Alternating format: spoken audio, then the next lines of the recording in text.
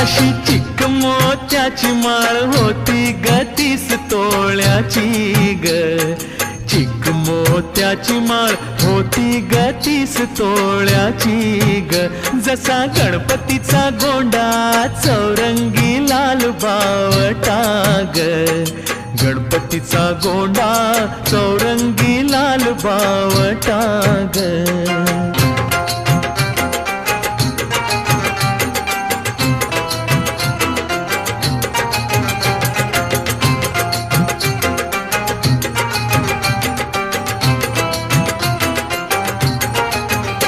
या चिकमाळेला रेशमी मौचार दोराग, या चिकमाळेला रेशमी मौचार दोराग.